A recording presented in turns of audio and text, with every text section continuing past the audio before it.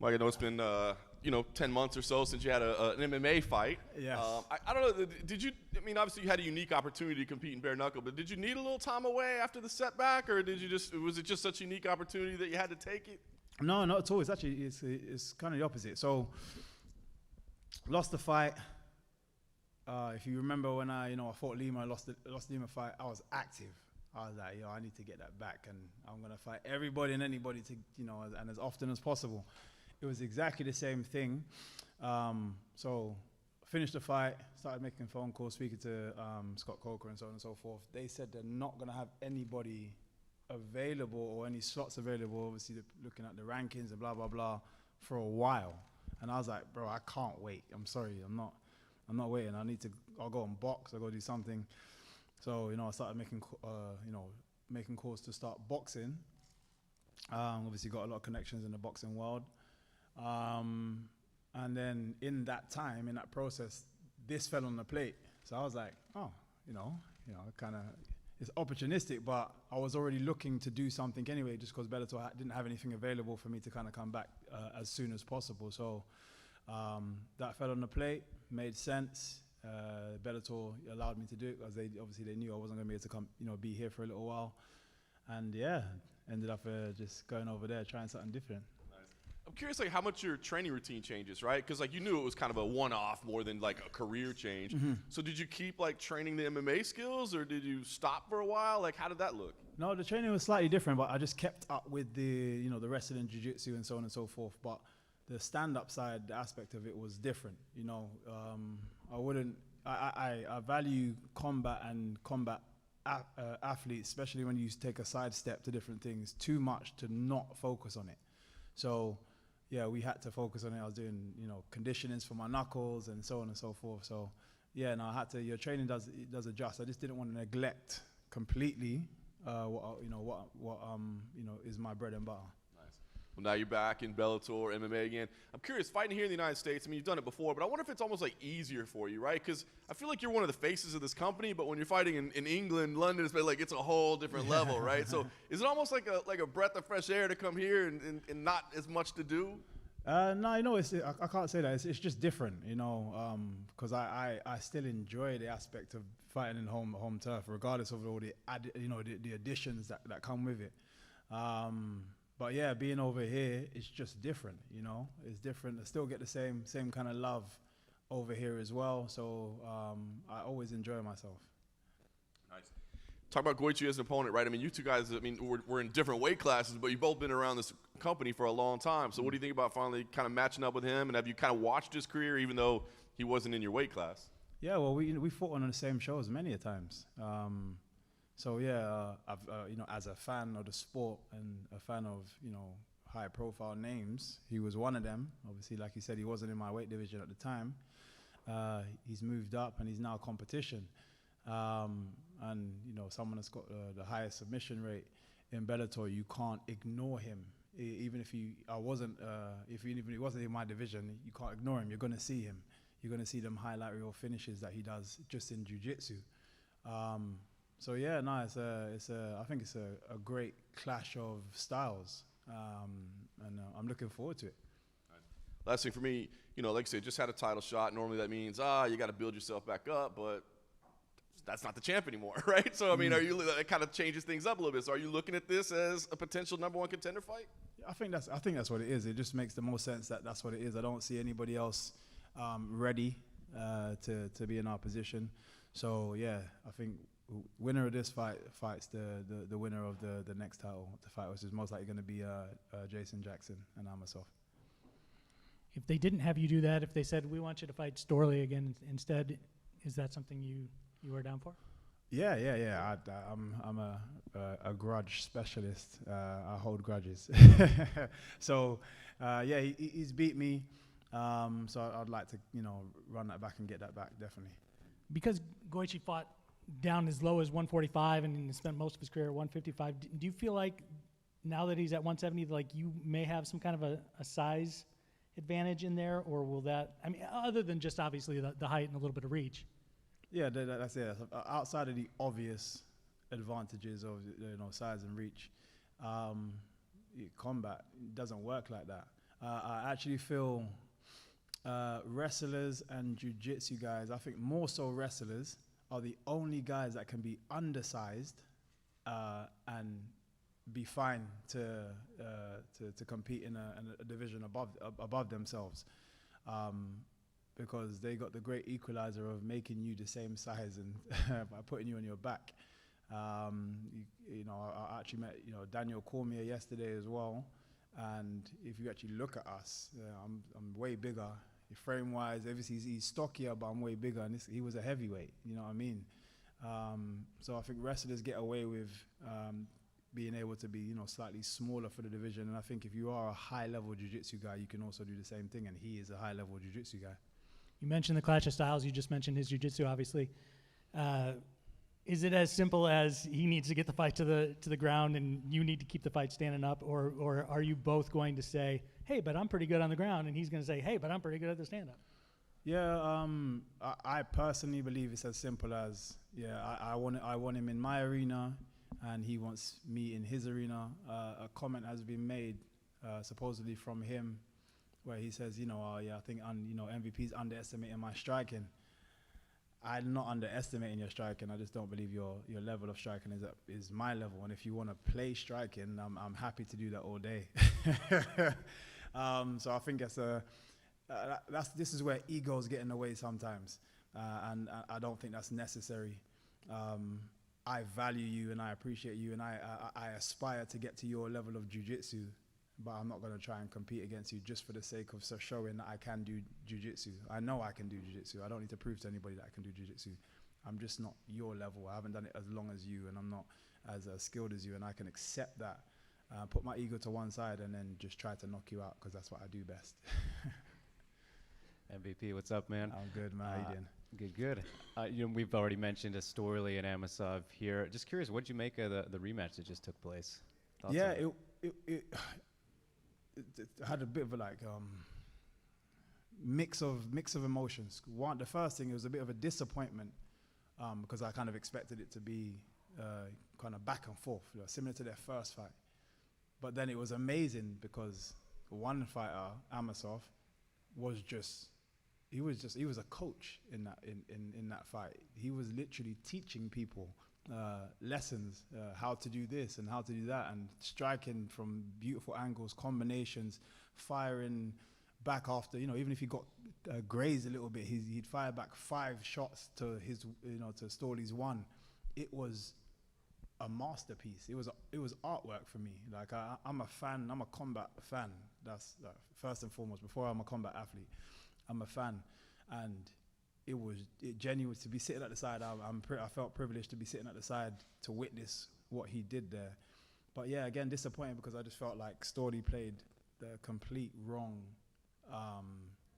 game, and I just spoke about egos, and I feel like the fight with me weighed heavy on his head because I feel like he was then too worried about people saying that he couldn't strike, and then went into the next fight trying to prove to everybody that I can strike, and it's not necessary. And even then, it took him 2 rounds to realize that maybe I should go for takedowns, and by that point his leg was busted up. So then it basically took even his wrestling ability away, and I feel like at the high level, honestly speaking, you should have that decision should have been made way quicker.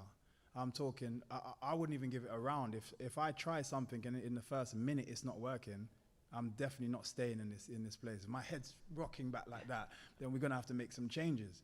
And then on top of that, the fact that he came back out the second round, left it the whole round doing the same thing, came back out the second round, still playing the same game. And again, I mean no disrespect. It's just shocking to me that even the experience of his corner still didn't. I haven't actually heard it back to know if they did tell him, or he just didn't listen. Do you know what I mean? But if they didn't and they just said, yeah, no, you're getting closer or something, I don't know. Then yeah, it was bad all around tactically, and it should have been a lot closer to the first fight, and it would have been the last 2 rounds would have made a decision of where it was going to go versus it was just one-sided. Yeah, pretty great assessment there, man. And I mean, just looking at your career specifically, very few setbacks, obviously, one of them with Storley there, but some people will say that you learn more from the losses than the wins. I don't know if you would say that's the case for you, but when you look at like your biggest learning experience, what would you say that was? It's weird. Like again, I know that's a saying. I've never personally agreed with it, and I don't know if it's because I'm just harder on myself, or I just think that's an easy way out. I feel as soon as people win, like I can have a fight with somebody, win the fight, and have made so many mistakes in that fight, and because I won, I'm no longer going to actually back at that fight and actually learn from anything, all the mistakes that I made. So therefore, I'm going to enter the next fight the exact same level. Yeah, because I haven't learned anything. You should be learning from every single experience. Every single time I go into the gym and I do something, I make a mistake. Even if I won the round, I'm focused on the mistake, because doing the good thing doing the good thing. I can keep doing. That's easy, but the bad things is what I need to keep improving on. So for me, learning experiences come from every experience. I feel the emotional attachment to how you feel when you're feeling down about losing makes people focus a bit more on the loss. But for me, it's the same. I don't change much because I lost this particular way, and I'm like, oh man, I need to. All of my energy needs to be focused on this. No. I just pick out the mistakes and what I need to doctor and change, and then get back to the drawing board as normal.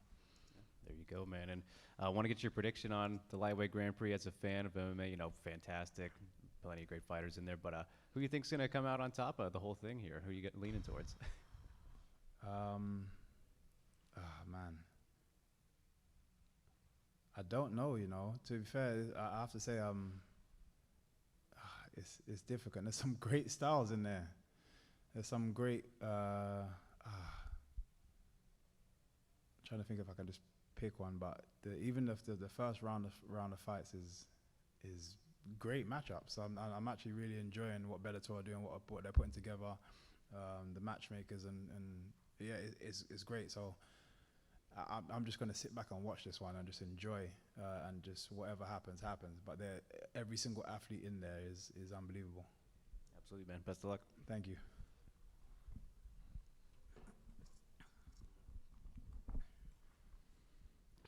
So almost 10 years to the day from when you made your Bellator debut at Bellator 93. Now we're at Bellator 292. Can you put into words what these last 10 years have been like? You just made me feel mad old, boy. Yeah, no, I've had some epic experiences here. The journey has been. It's like anything. I think you have ups and downs. I can get frustrated with this organization and then be amazed with this organization. Like I said, what they're doing, the tournament style, the entrances I've always loved. And then there's, then I'll knock heads about something and then they fix it. So I'm back. I'm back. Like, yeah, man, I'm loving this place. And then in terms of the shows that I've been a part of, unbelievable, just amazing. So I'm just glad I'm glad the decision that I've made to be in an organization like this, which they do look after their fighters. They do listen to their fighters as well. And the shows, they just keep getting, they keep getting better and better. There's obviously things I can always, from my point of view as a fighter, I can critique. But I do love what they're doing. I love how they're growing. And yeah, I love that I've been a massive part of it. And on August 17th, 2022, you fought Mike Perry, Leon Edwards fought Kamaru Usman. Now 6 months later, you guys are fighting 1 week apart. How big of a week is this for UK MMA? Oh man, I think we've done well, and just in general, man. Like over the last 3-4 years, then the amount of new talent that's coming through is unbelievable. And then obviously with Leon Edwards taking that from Usman is great. I think people, for a long time have kind of downplayed the UK. I say downplayed. It's like you're gonna get the odd 1 or 2 stars, but especially the MMA level, it's not high enough yet. But I think we've definitely more than proven that that's not the case. So yeah, it's going to be an amazing week for the UK. And run down 2 quick ones for me. What are your thoughts on Mike Perry versus Luke Rockhold being announced? Yeah, that was a shock. It was a shock, not too much of a shock for Mike Perry's side, simply because that guy will fight a rhino, because he just there's something's missing upstairs. But he's a great character. I have to say I'm actually a fan of him. I think he's a cool character for the sport. Like almost wrestling-esque, that kind of character that you would love to just the energy that he brings just in the build-up is great. But for Luke Rockhold, guess surprising. I know, yeah, I guess it's a bit more surprising on that side. He's going to be a lot the bigger fighter, but stylistically it suits Perry a bit better. But he is the bigger guy, and Mike Perry doesn't necessarily avoid shots well. So it's a great fight. It's a great fight. So I'm definitely going to be tuned in. And last one for me, can I get some quick words on Man United? Oh man, you want to do that to me now? You want to do that to me now? Okay, so we had a terrible day the other day. we had I was sat there watching the whole. It was just killing me. Like every goal was I felt like I was cutting myself. It was horrible to watch. But you could also see their heads drop, and it was funny. I feel like we kind of needed it anyway.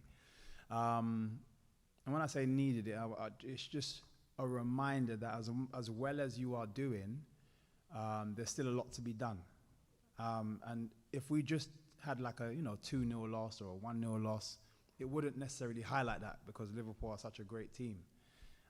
So it'd be like, yeah, obviously, it was going to be close contention. It would still make it feel like Man United are at where they're supposed to be right now. And I think Ten Hag has done amazing, thus far, and he's going to continue to do it. I thought that from the beginning. How strict he's been with the players is just you see that added discipline is needed for people, and you see how they're performing. But right now they're on tired legs, and there's not enough people to replace, not enough high-level people to replace. Going from the Barcelona game straight into the Newcastle game, into a West Ham game. It was like a lot of difficult games back to back, and then to have to try and play Liverpool and be the same, it was difficult. And the second one goal it was more. I think it was that the goal at the beginning of the second half. So although we're losing 1-0, it's like, mate, we can get this back, because we were almost pushing them. It almost looked like we was going to score just before they scored. And then second half they scored again. It's kind of like heads drop a little bit. Then they get the third one, and in the fashion that they did it, and I saw all the heads drop, and there was people kicking out players' legs and getting yellow cards unnecessarily.